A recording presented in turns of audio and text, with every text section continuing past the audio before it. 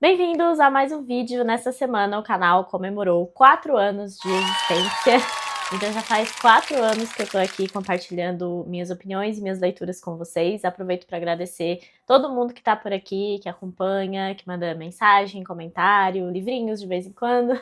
Enfim, muito obrigada pela companhia de vocês. Então, por conta do aniversário do canal, eu abri uma caixinha de perguntas lá no meu Instagram. E caso vocês achem interessante vídeos desse tipo, vocês podem deixar aí também sugestões para que outros vídeos de perguntas e respostas apareçam. Mas eu trouxe mais assim como uma curiosidade para vocês também, em forma de comemoração, né, e agradecimento. Então eu não pensei muito aqui nas respostas, vou abrir as respostas aqui e pensar em responder aqui junto com vocês, então. A primeira pergunta que eu recebi aqui é: quais leituras que você fez para o canal que te marcaram ou até te mudaram como leitora? Eu acho que eu tenho alguns vídeos já nesse sentido, então ela até comentou que não vale Moby Dick. Eu acho que veio da Ag dessa pergunta, se eu não me engano. Mas enfim, Moby Dick obviamente é o marco inicial, digamos, porque foi a partir dele que eu criei o canal, né? Mas pensando numa perspectiva de canal propriamente, tem a resenha do Imbecil Coletivo, que foi o momento mais polêmico do canal, e o vídeo que de certa forma também trouxe bastante visibilidade por ser uma pessoa que chama muita atenção, por ser polêmica. As pessoas adoram polêmica, tanto é que o vídeo mais visto aqui do canal não é nem falando sobre livros propriamente, é falando sobre um projeto de lei que aumentaria o preço dos livros, enfim.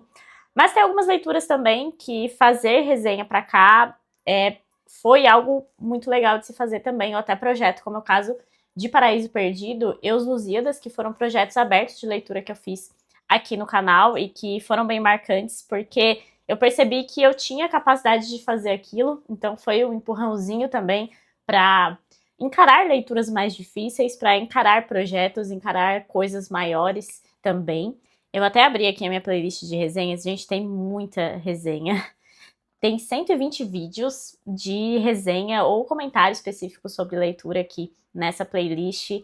E eu gosto muito de fazer resenha, né? Dá um trabalho desgraçado e dá muito menos view do que listas, do que vídeos fazendo comentários, né, sobre assuntos aleatórios, mas é muito bom. Eu gosto muito de deixar as pessoas com mais vontade de fazer essas leituras que eu fiz e amei, sabe?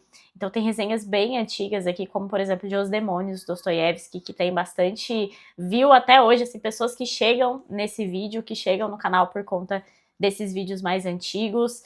Tem vídeo aqui que eu bato o olho, eu lembro exatamente da situação que eu tava e o que eu precisei fazer para conseguir gravar essa resenha e as dificuldades ou facilidades, a depender de cada leitura, então é bem curioso isso. E resenha é um vídeo que não dá muito view inicialmente, mas que acaba rodando bastante no YouTube, né?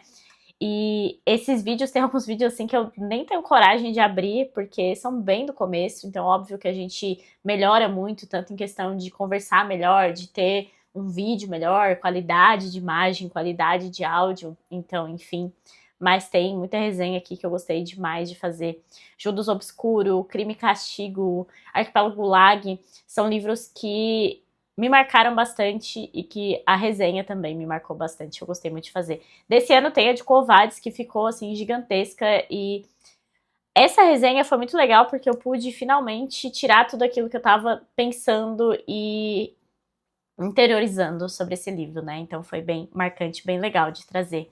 E a outra pergunta dela foi: se arrepende de ter exposto alguma opinião no canal? E assim, não me arrependo, e eu acho que isso é muito importante de dizer, porque nós somos seres humanos contraditórios e que mudamos de ideia, mudamos de opinião com frequência, então eu não vejo que eu deveria tirar alguma opinião que eventualmente tenha se modificado com o tempo, mas sinceramente a minha essência, aquilo que realmente importa, princípios, estão aqui no canal desde o começo, e a minha opinião sempre foi algo muito importante para mim.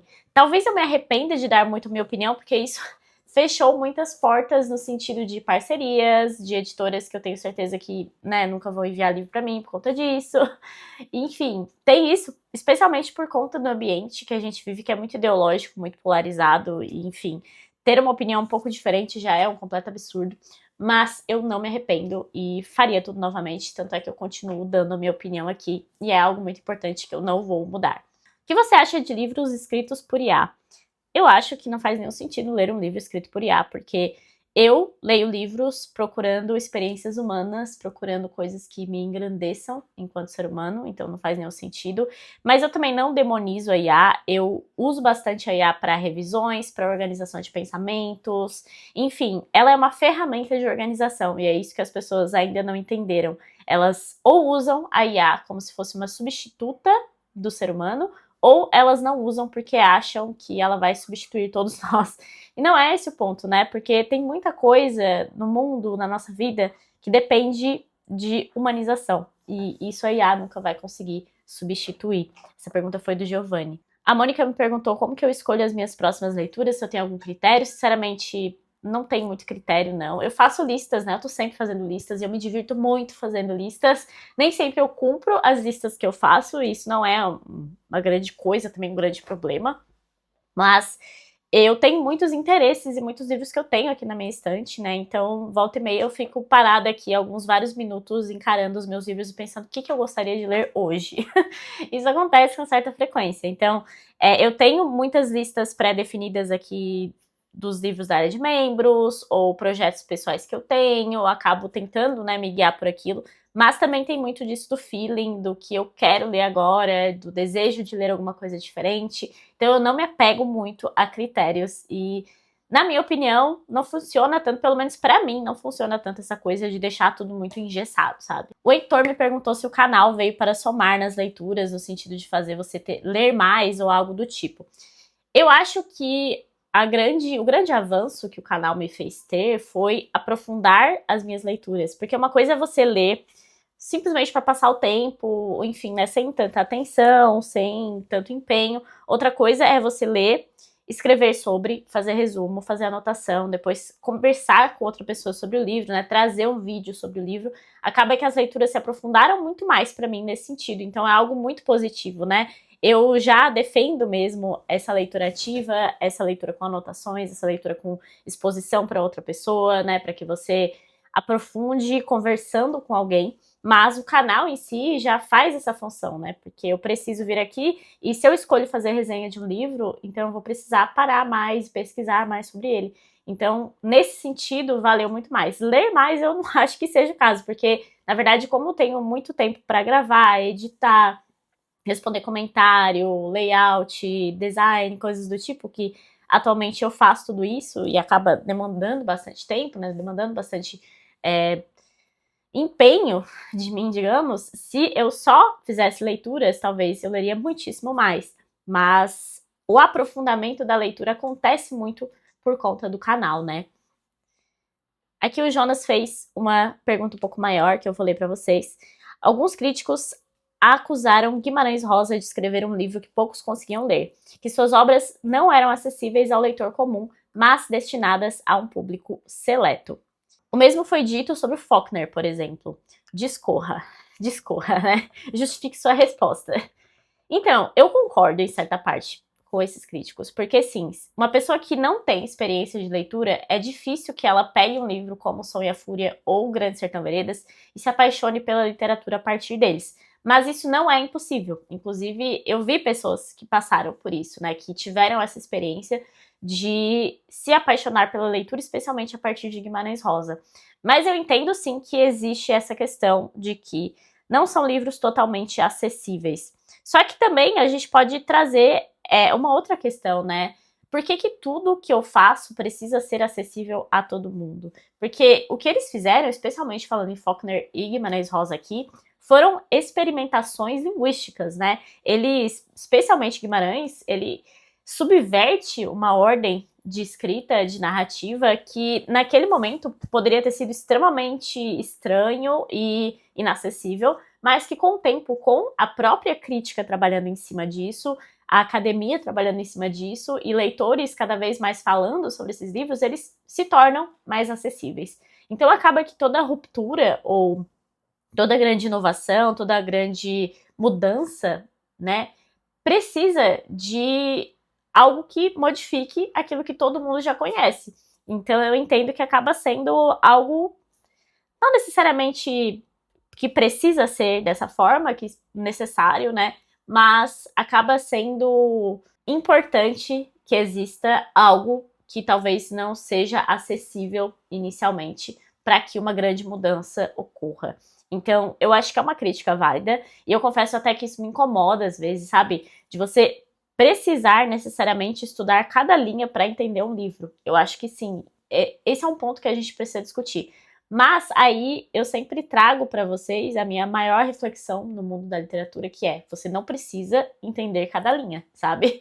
Você pode fazer da leitura uma experiência que vai demorar, que você vai passar dias pensando, e talvez daqui um mês, depois que você terminou o livro, você vai ter o estalo, vai dizer: nossa, eu acho que o autor quis dizer isso. E talvez você esteja errado, talvez a interpretação seja só sua, enfim. Mas é uma experiência pessoal, né? Então, é sempre importante lembrar disso. Você não precisa entender cada linha de um livro para ter uma boa experiência, para amar aquele livro também.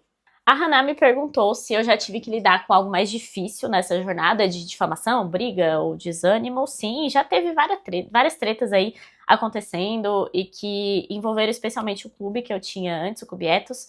Mas, assim, sinceramente, eu sou uma pessoa que tenho muita preguiça de discussão na internet. Sério, eu tenho muita preguiça. Então, embora eu traga opiniões muitas vezes polêmicas e tal, e as pessoas me xingam nos comentários, eu sinceramente não me estresso muito com esse tipo de coisa, porque, cara, é a internet, sabe? Vai viver. Por que você vai ficar brigando por causa de grupinho na internet, por causa de comentário em vídeo, por causa de mensagem que veio com um tom esquisito, sabe? Vai viver, vai sair, tomar um café, sabe? Olhar o sol, olhar as árvores. Eu acho meio bizarro isso, como as pessoas têm essa necessidade imensa de ficar discutindo, brigando na internet. Então, embora isso tenha existido várias vezes, e eu acho que continua existindo, deve ter gente falando até hoje, e às vezes sim, bate um desânimo de ver esse tipo de comentário e pensar: meu Deus, tem gente que perde tempo entrando em tretas infinitas na internet. Eu, sinceramente, só sorrio e aceno, e sigo a vida e sigo aqui, porque eu não tenho paciência mesmo para esse tipo de coisa. Vamos seguir a vida, vamos lembrar que isso aqui é só internet, é só um meio virtual que as pessoas se sentem extremamente confortáveis de falar qualquer besteira e falar todo tipo de coisa em tons que elas jamais usariam na vida real, sabe? Então, esse é o meu pensamento. Eu tenho bastante preguiça em relação a isso, talvez vocês já tenham notado, porque sempre que acontece qualquer tipo de coisa, qualquer tipo de treta, eu geralmente ignoro e me afasto disso e espero passar, porque, enfim, né, as coisas sempre passam. Aqui todo mundo esquece de tudo e vida que segue. Seguindo para a próxima, Stella me perguntou por que na Rússia surgiram tantos escritores excepcionais, como é o caso de Tolstói, Dostô, Bulgakov. E assim, uma teoria que uma vez eu parei para pensar sobre isso, mas eu nunca desenvolvi muito, nunca pesquisei muito, mas uma vez eu fiquei pensando assim: será que ter um espaço muito caótico na vida, assim, viver num mundo muito caótico, não aflora mais a criatividade de certas pessoas? Porque a Rússia tem uma história muito complexa e uma história de muitas invasões, de muitas rupturas, especialmente no período ali desses grandes escritores, né? O século de ouro da literatura russa foi um século de muitas revoltas internas, de muitos conflitos com outros países, conflitos internacionais, o século XX também depois. Então, eu fiquei pensando que talvez viver nos extremos, né, no sentido de presenciar guerra, presenciar conflito, presenciar situações difíceis, talvez aflore algum tipo de criatividade específica desses grandes escritores. Mas eu nunca parei para pesquisar, né, como eu falei, e pensar em outros países que passaram muito por esse tipo de situação e tal. Até no vídeo que eu fiz trazendo vários livros de várias nacionalidades, né, sobre a Copa, eu acabei pesquisando mais sobre a literatura de alguns países e tal, e é curioso como existe muito essa coisa de ter lugares que vivenciaram muita coisa historicamente falando, e tem países que são muito novos, que são fragmentos de outras grandes nações e impérios que existiam no passado. Então, por exemplo, a Suíça. A Suíça tem alguns nomes bem famosos e tal, mas eu senti um pouco de dificuldade de encontrar nomes que fossem conhecidos por todo mundo, no caso da Suíça. E a Suíça é um país conhecido desde sempre pela neutralidade, né, em conflitos. Então, enfim, fica aí essa reflexão para caso alguém queira pesquisar mais e aprofundar também nos comentários. O Edu me mandou a seguinte reflexão, que eu tive que ficar alguns minutos aqui pensando quando ele me mandou, porque ele mandou por mensagem, que foi: se a literatura humana tivesse que ser resumida em apenas 5 livros para uma civilização alienígena, quais sobreviveriam? Assim, é natural que a gente vá pensar mais do nosso lado da civilização, livros que a gente conheça, né? Talvez uma pessoa que, sei lá, more no Oriente Médio vai responder o Corão, As Mil e Uma Noites, enfim. Mas pensando do ponto de vista do que eu tenho de construção enquanto pessoa que vive na civilização ocidental, eu começaria pela Bíblia, óbvio, né? Que é a origem da maioria dos mitos, ainda que para pessoas que não são cristãs, é a origem da maioria dos mitos que a gente tem hoje. Assim como a Grécia Antiga, então necessariamente está ali. Então eu colocaria também a Ilíada, porque é o grande poema de Homero. E embora eu ame a Odisseia e até prefira a Odisseia, fato é que a Ilíada traz muito mais daquilo que resume as civilizações num contexto histórico mais amplo, né, de conflitos, de intervenção divina e esse medo dos deuses que existe ali, e essa relação complexa que os gregos têm também com a mitologia, com os deuses, enfim, acho que seria um bom representante. Em terceiro, eu colocaria o Shakespeare, porque Shakespeare é chamado de inventor do humano, né? Ele traz tão bem os sentimentos humanos, as reflexões humanas, e a minha peça preferida é Otelo. Otelo traz muito das paixões humanas mesmo, porque é ciúmes, raiva, enfim. Então, acho que seria um bom representante também. Em quarto lugar, eu pensei muito nessa resposta e, embora não seja um livro que eu morra de amores, eu acho que seria um ótimo resumo do mundo para um alienígena, que é Fausto do Goethe. Que a primeira parte de Fausto tem bastante de discussão metafísica e da relação do homem com Deus e até com o diabo, né? E a segunda parte é uma salada de frutas que o Goethe fez de uma bagunça com várias referências mitológicas, Idade Média, governo, tá tudo lá. Então seria um ótimo resumo. E aí, partindo para o último, né, que seria a última escolha, eu tive um pouco de dificuldade de pensar, assim, num quinto, porque eu queria colocar algo que representasse mais, assim, o século XIX, XX, XXI, que é um período de muitos conflitos, ao mesmo tempo uma tecnologia desenfreada, progresso desenfreado, mas eu pensei em colocar Guerra e Paz, de Lev Tolstói, porque, embora tenha um pano de fundo bem específico, né, que são as guerras napoleônicas, eu acho que ali a gente tem muito do que o ser humano pensa e passa na vida e reflexões muitíssimo humanas que talvez fossem muito boas de mostrar para um alienígena como que o ser humano pensa e vive, e todas as hipocrisias humanas, as máscaras sociais, enfim, pensei nesses representantes aí, mas foi bem difícil, confesso, e, né, só 5 livros é muito difícil, só 5 livros, tem muitas outras coisas que poderiam representar muito bem o ser humano.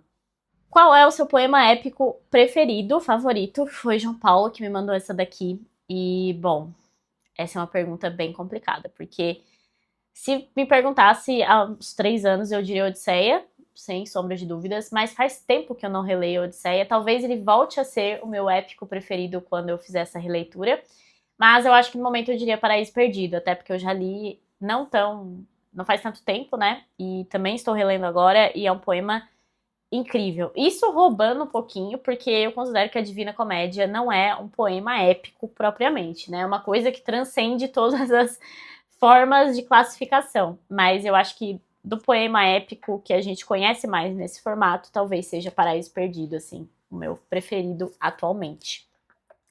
A Renata perguntou se eu tenho algum ritual de leitura ou algo que faz para focar mais, ou algo que eu faço, né, no caso, para me conseguir ficar ali no texto, focar mais no texto. E, bom, eu não tenho, sinceramente. Eu tenho uma capacidade que felizmente eu tenho, que nasci com isso, eu acho, que é ler em lugares barulhentos, ler com TV ligada, ler no carro. Então eu consigo fazer isso me ajuda bastante a ler mais.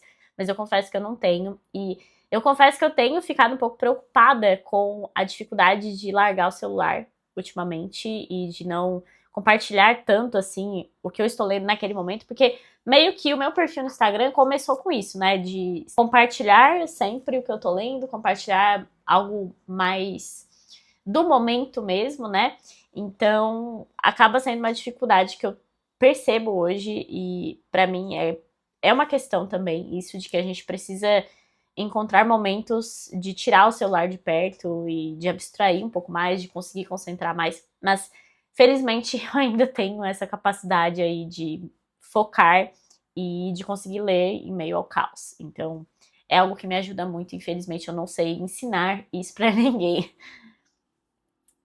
Perfil Parada Literária me mandou aqui. O que você considera primordial na hora de escolher uma boa tradução? É uma resposta muito depende. Infelizmente preciso trazer a veia advogada aqui para responder essa pergunta, porque realmente depende muito do livro, né? Mas no geral eu penso assim, que eu busco traduções que não alterem a essência do texto original. Então, se o texto é do século XIX, tem uma linguagem vitoriana, eu vou querer uma linguagem vitoriana, não quero uma linguagem do século XXI, não quero adaptações, não quero mudanças bruscas, grandes nesses textos. Mas também eu busco, se tem várias traduções de um mesmo livro, aquela que parece fluir melhor para mim. Então, é meio que um equilíbrio que a gente tem que buscar, né? Porque às vezes tem obras que precisam ser mais difíceis. Então, por exemplo, os poemas épicos, né? Se eles estão muito facilitados, talvez a gente esteja perdendo um pouquinho da essência. Então, ler um livro que na verdade é um poema em formato de prosa, por exemplo, eu acho que a gente perde muito da dificuldade que é necessária para aquela leitura.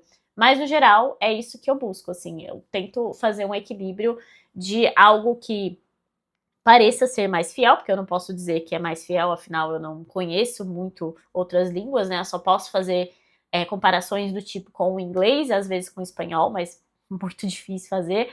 Mas que também tem essa ideia da fluidez e que eu entenda melhor o que está acontecendo ali naquele livro, né? É sempre uma grande questão. É uma pergunta que sempre aparece que, qual a melhor tradução para X livro? Não sei, não tem como dizer qual é a melhor, porque eu não entendo de tradução, eu sou simplesmente uma leitura leiga e eu posso te dizer qual que eu prefiro, né? Então é uma questão diferente de gosto pessoal e qual que é a melhor propriamente. Até porque existem vários critérios para dizer qual que é a melhor, né? A Van, eu acho que é Vanessa o nome dela, mas enfim, perguntou, não sei se tem algo no canal sobre, mas qual a sua história com leitura? Na verdade, meu primeiro vídeo aqui do canal justamente é compartilhando um pouco da minha jornada enquanto leitora. Eu sempre falo, né, que eu tive muita influência dos meus pais nesse processo, porque sempre tinha livro na minha casa. Eu sempre falo, né, que eu tive muita influência dos meus pais, porque eu sempre tive livros em casa, eu fui influenciada e incentivada a ler e a comprar livros também. Então, não tem segredo, se você tem filhos e quer que ele leia, você simplesmente não vai dar um livro na mão dessa criança e ir embora. Você vai ter que incentivá-la, inspirá-la. Minha casa sempre teve muitos livros também, isso sempre foi muito importante para que eu crescesse com a leitura. Mas é um gosto pessoal muito grande meu, um hobby que eu tenho grande paixão por livros e paixão pela leitura, pela história da literatura, especialmente literatura, né, ficção propriamente. Então, acho que é uma coisa que tanto foi uma influência do meio, como uma coisa que nasceu comigo, né, que eu sempre amei muito os livros. E um grande influenciador literário que eu posso citar para vocês aqui é Monteiro Lobato, porque eu tenho lembranças nítidas, assim, visíveis na minha cabeça, de episódios do Sítio do Pica-Pau Amarelo que eu assistia muito, e tinha muita referência literária lá, né, mitologia, também Dom Quixote, eu lembro de ter descoberto lá, o Rei Arthur, enfim. Foi lá que eu tive a minha base, assim. E hoje, se eu leio esses livros, é muito também porque eu já tive essas referências com essas adaptações quando eu era criança. Então, sou muito grata à existência de Monteiro Lobato. O perfil Eu Devia Estar Lendo me mandou como a leitura influencia a nossa personalidade, moral e caráter. Eu não sei dizer se tem uma influência direta em personalidade, moral e caráter, no sentido de moldar uma pessoa, porque existem muitas pessoas horríveis e que são ótimas leituras. Por exemplo, Hitler amava arte, né? Ele pintava, inclusive. Então não é porque você tem muito conhecimento ou muita bagagem, enfim, que você vai ser uma pessoa boa. São coisas bem diferentes e eu vejo essa diferença bem nítida na minha cabeça, né? Mas eu acho que, no geral, ler ficção te ajuda a ter mais empatia. Então, não vai definir que você seja uma pessoa melhor, né? Mas pode te ajudar a perceber melhor o sofrimento alheio, a perceber melhor o que está acontecendo no mundo, a ter uma visão de mundo mais clara. Então eu acho que essa é a principal influência e o principal benefício da leitura também para nós, né? Enquanto seres humanos formados aí com nossas personalidades, com o nosso caráter. Mas, tecnicamente falando, eu não consigo dar uma resposta muito exata, não. Até porque, provavelmente, são 3 coisas com conceitos bem diferentes e, enfim. Mas eu acredito muito no poder da literatura de mostrar para as pessoas, de ensinar as pessoas a ter mais empatia com o outro. E eu acho que isso já é um ganho muitíssimo grande, né? A Kessia me perguntou se eu prefiro a companhia de pessoas ou de livros. Eu acho que isso é uma coisa que dá para trazer um pouco mais de curiosidade pessoal minha, é que eu não sou do tipo, e tem muito aqui na internet, né, de pessoas introvertidas que não gostam de ver outras pessoas, de sair e preferem mesmo ficar em casa. E eu não sou exatamente assim, nunca fui exatamente assim, então acaba que a gente sai bastante, especialmente eu e meu marido, né? A gente vê muitas vezes nossos amigos, a gente gosta muito de receber pessoas, então não me considero aí nesse grupo de leitores que preferem muito mais os livros do que pessoas, mas é óbvio que existem momentos que é muito melhor simplesmente pegar um livro e não conversar, passar horas lendo e mergulhada numa leitura, né? Mas eu não seria a pessoa que responderia a essa pergunta facilmente. Ah, sempre os livros, sempre prefiro a companhia de livros, né? Enfim. E por fim, a Bea me perguntou como se preparar para ler literatura clássica antiga, como Ilíada e Odisseia. Sinceramente, eu não acho que exista um grande preparo necessário. Às vezes a gente tem muito mais medo do que qualquer outra coisa. E até no começo do projeto que eu fiz de Paraíso Perdido, eu fiz um vídeo falando sobre isso, porque eu tava me preparando um monte para esse projeto. Tinha comprado livro de crítica e tava pesquisando tudo. E aí eu parei um momento de estar. Eu tô cheio de preparo aqui, né? Mas eu quero pegar o livro e ler os primeiros versos. Aí eu li em traduções diferentes, peguei no inglês, ouvi o audiobook.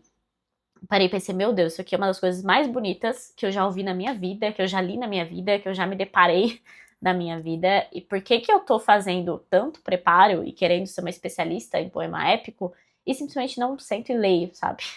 E é óbvio que a gente vai perder um monte de coisa, a gente vai perder referência, a gente não vai entender direito, mas a história tá ali. E essa história, inclusive, no caso da Ilíada e da Odisseia, por exemplo, eram histórias contadas oralmente. As pessoas falavam, declamavam esses poemas, né? Então a história tá ali. A gente não precisa entender tudo e a gente nunca vai entender tudo, nunca vamos pegar todas as referências, mas às vezes é simplesmente pegar, sentar e começar a ler. E aí você vai atrás, né, das pesquisas, você vai atrás de texto, de leitura conjunta, de projeto de leitura, de vídeo explicando, enfim. Hoje com a IA também, você pode fazer 1000 pesquisas, né, e ela pode te ajudar, inclusive, a entender trechos, a entender contexto, a entender o autor. Mas nada, nunca vai substituir a sua leitura. Você pode fazer o que for, pode se preparar da forma que for, mas nada vai substituir você simplesmente sentar e abrir o livro e começar a ler. Então é óbvio que existem obras, e até puxando o gancho da pergunta lá do Jonas no início, que elas dependem que você tenha certa bagagem para entender referências. Elas dependem que você vá atrás de estudos para efetivamente entender o que está acontecendo ali, efetivamente entender qual que era o objetivo principal do autor, mas em nenhum caso desses vai haver a substituição da sua leitura atenta, leitura com pesquisa, sim, óbvio, com textos de apoio, com notas de rodapé, e eu acho louvável, assim, e tem livro que não vai se sustentar sem isso no primeiro momento mesmo, é normal, mas nada substitui a sua própria leitura. Então, acho que essa é a principal dica que eu poderia dar. Pesquise, sim, assista a vídeos, leia em voz alta, mas especialmente leia, né? É a melhor dica que eu posso dar, efetivamente, para vocês. Bom, essas foram algumas perguntas que eu quis responder aqui para vocês, né? Todas as perguntas que eu recebi na minha caixinha de perguntas lá do Instagram. Espero que tenham gostado. Novamente agradeço vocês pela companhia pelos 4 anos de canal e que venham muitos outros anos. Se você gostou desse vídeo, deixe sua curtida, seu comentário, sua dúvida. Também a gente pode responder mais perguntas aqui nos comentários mesmo, ou fazer mais vídeos do tipo se vocês gostaram. Inscreva-se no canal, porque isso me ajuda bastante. E até o próximo vídeo.